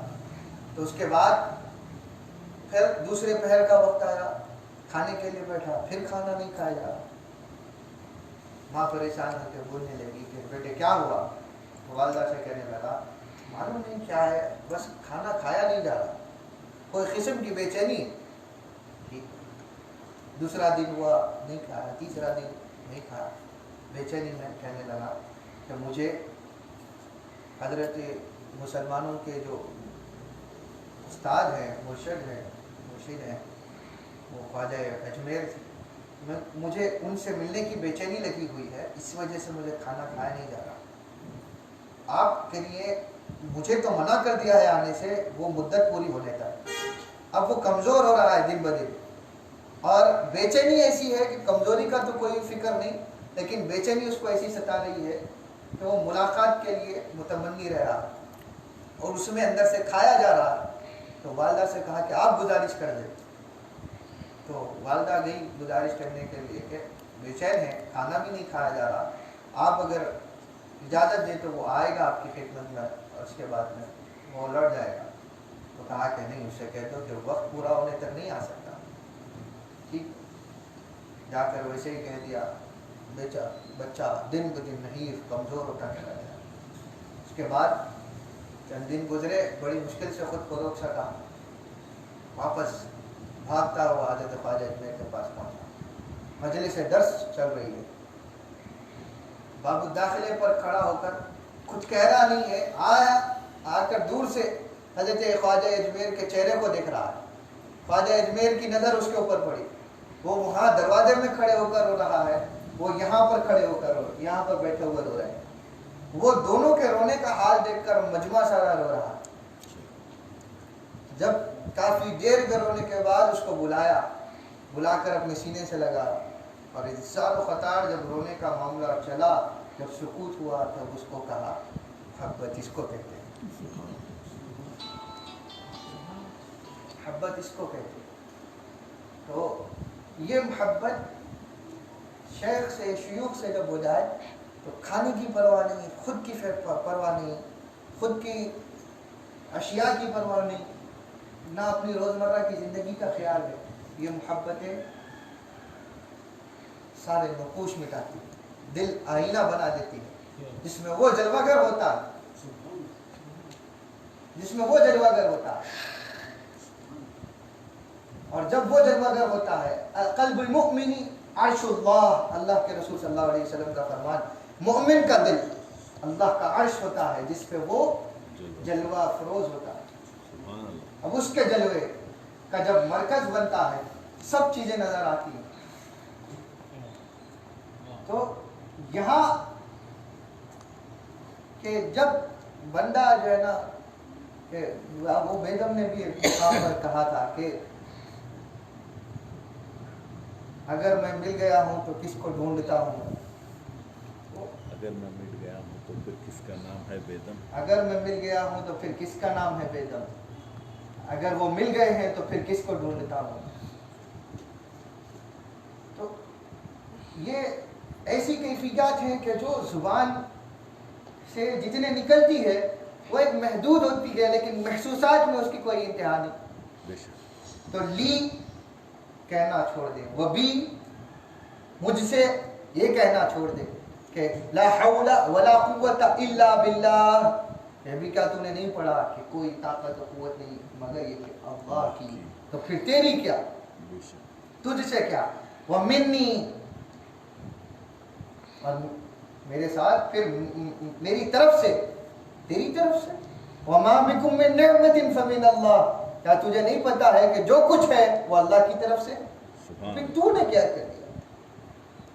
तो मिन्नी, ये सब धोखे छोड़ दिए जा।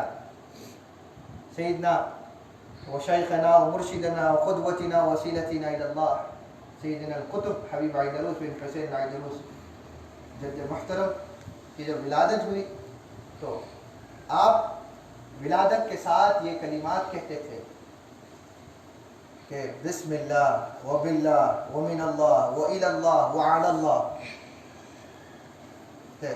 अल्लाह के नाम से, अल्लाह की तरफ, अल्लाह के साथ, अल्लाह की तरफ से, अल्लाह की तरफ।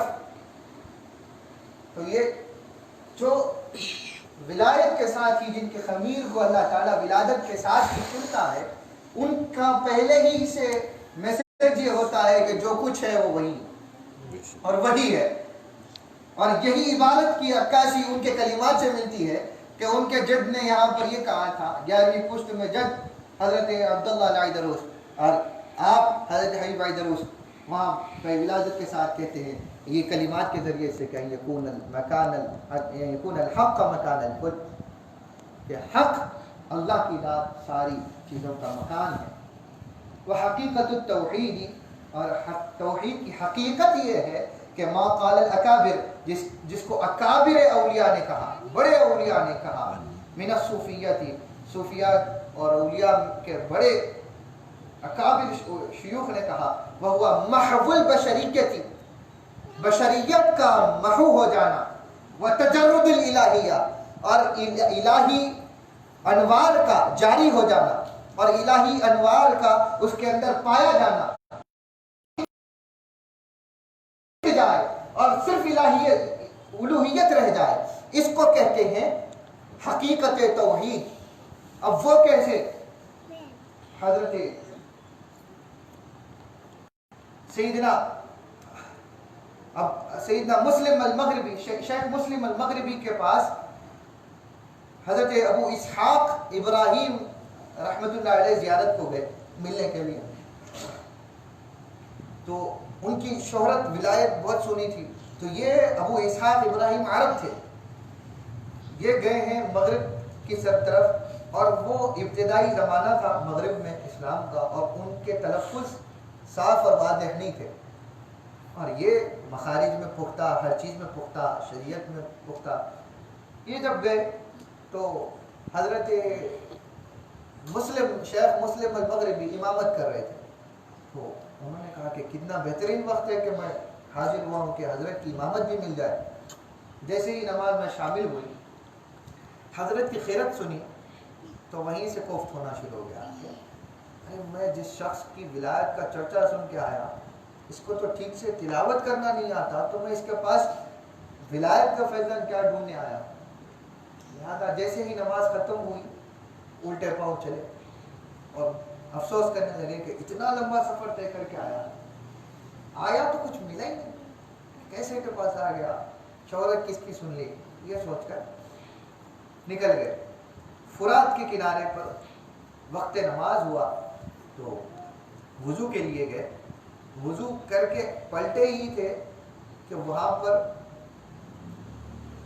2-3 شیر تھے جو سو رہے تھے، جنگل تھا، جنگلوں کا زمانہ تھا، تو سو رہے تھے۔ ان کی آہٹ سے ایک شیر جاگ گیا، اتنے میں دوسرا شیر بھی جاگ گیا، بیدار ہو گیا، اور ان کو جیسے ہی دیکھا ان کے پیچھے شیر بھاگنے لگا۔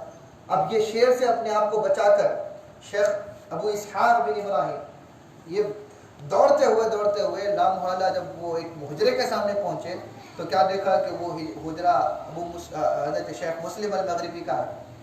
جا کر وہ شیر کی آوازیں اور ان کے چیخ و پکار سن کر تیزی کے ساتھ دروازہ کھول کر شیخ مسلم باہر آئے، پوچھا، وہ ان کے سامنے آتے ہی وہاں پر گر گئے، کہا کہ بچا لیجیے شیر آ رہے ہیں وغیرہ وغیرہ۔ تو جیسے ہی شیخ مسلم کی نظر پڑی شیر رک گئے، رک کر خاموش ٹھہر کے سر جھکا لیے، آرام سے بیٹھ گئے۔ تو کہا کہ کیا ہوا؟ شیخ یہ لوگ پیچھے آئے ہیں، مجھے کھا لیں گے، نقصان پہنچا دیں گے، جان کا دھوکہ ہے۔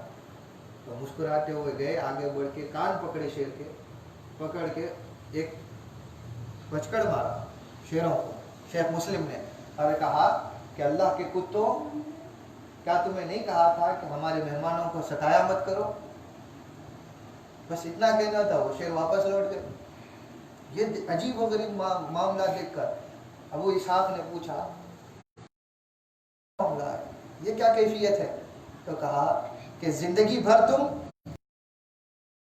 اپنا ظاہر تم اللہ، ہم ساری زندگی اللہ کرنے کے لیے اپنا باطن سے ہی کرتے رہتے ہیں، اللہ اس کی مخلوق کو ہمارے تابع کر دیتا ہے۔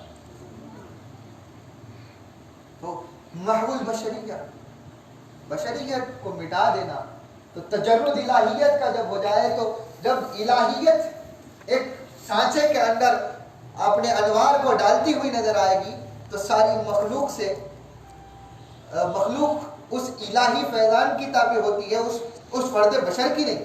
حقیقت میں اس کے اندر کا جو فیضان ہوتا ہے وہ فیضان تابع کر دیتا۔ تو یہ حقیقت توحید ہے، اس کی کئی اور مثالیں ہیں، لیکن جتنی گفتگو ہے کہ اس کو سمجھا جائے اور اس کو اہمیت کے ساتھ مانا جائے کہ توحید اپنے آپ کو مٹانے کا نام، اتنا مٹا دینا کہ حضرت سیدنا حبیب محمد بن عبداللہ بن شیخ بن عبداللہ بن شیخ بن سلطان الملأ عبداللہ العیدروس الاکبر کے 5ویں پشت میں پوترے صاحب صورت، ان کے بارے میں بھی یہ کلمات، کون؟ تو کہا انا عائشہ یا رسول اللہ، میں عائشہ ہوں، حضور کی زوجہ ہے۔ تو کہا اب رات کے پہر میں کوئی اور تو داخل نہیں ہو سکتا، پھر بھی پوچھ لیا، چلو انہوں نے بتا بھی دیا۔ تو کہا من عائشہ، حضور صلی اللہ علیہ وسلم، کون عائشہ؟ تو کہا بنت ابی بکر یا رسول اللہ، ابو بکر کی بیٹی عائشہ۔ تو کہا من ابو بکر، تو کہا بنت ابو بکر ابن ابو قحافہ یا رسول اللہ، من ابو قحافہ۔ پریشان ہو کر وہاں پر ایک خوف ایسا طاری ہوا کہ اس کے بعد آگے نہیں بڑھ سکے اور پوچھا بھی نہیں۔ یہاں پر علماء عارفین نے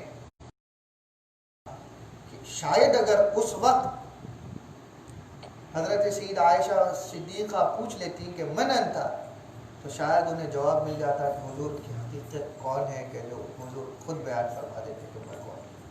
لیکن چونکہ مقصود نہیں ہے کہ ان کی حقیقت کھولنا، تو وہ سوال سے بھی ان کے پردے ڈال دیے جاتے ہیں. تو یہ کیفیات جاری ہوتی ہیں. حضور کا پیدان وہ سلسلہ در سلسلہ، کڑی در کڑی جاری رہتا ہے. جو کچھ ان کے حضور کے باطن میں سیر کرنا چاہے ان کے لیے اللہ تعالیٰ ہمیں کہنے سننے سے زیادہ عمل کی توفیق عطا فرمائے. حضور کے ظاہر و باطن کی نعمتیں عطا فرمائے. اکابرین کی جو کتابیں اور ان کی جو کچھ پڑھنے سننے سنانے کی توفیق اللہ تعالیٰ نے عطا فرمائی، اس پر عمل کی بھی توفیق دے. اللہ تعالیٰ ہمیشہ اکابرین اور خصوصاً سادات بہادریہ کی طریقت و سنت پر ہمیں گامزن رکھے. ان کے تمام فیوضات و برکات کو اللہ تعالیٰ ہمارے اندر صلاحیت کرنے کی توفیق عطا فرمائے. ان کو حاصل کرنے کی اللہ تعالیٰ استعداد استمداد عطا فرمائے. اور ہمارے درمیان سے جو افراد اور جو مشائخین مثال فرما دے اللہ تعالیٰ ان کی ارواح کو اللہ تعالیٰ سکون و اطمینان عطا فرمائے. ان کے ارواح کو نور سے منور فرمائے، ان کی مغفرت فرمائے، ان پر رحم فرمائے. اور اللہ تعالیٰ انہیں ان کے اکابرین کے ساتھ اور سیدنا رسول اللہ صلی اللہ علیہ وسلم کے ساتھ اللہ تعالیٰ متحد فرما دے. اور قیامت کے دن کی ہولناکیوں سے اللہ تعالیٰ ان کو تمام کو بچائے رکھے. اور ہمارے وہ تمام احباب اقارب اللہ تعالیٰ ان تمام کی مغفرت کا سامان رکھے. اور اس امت کے جو کوئی بھی اس اہل سنت والجماعت کی خصوصی جو افراد مثال فرما رہے ہیں اللہ تعالیٰ ان کے ذریعے سے ان کا نعم البدل عطا فرمائے. اور اس کو ہمیشہ اس مسلک کو اس مذہب کو مضبوط رکھے. ان شخصیات کے ذریعے سے، ان کے علوم کے ذریعے سے یا ان کے محنتوں کے ذریعے سے اور ان کے ہمیشہ اخلاق اللہ تعالیٰ صالح رکھے اور ویسا ہی ان کا بدل فرماتا رہے. وصلی اللہ علیہ خیر خلقہ سیدنا محمد و آلہ و صحبہ وسلم. والفاتحہ علی حضرت النبی سیدنا محمد مصطفیٰ صلی اللہ علیہ وسلم.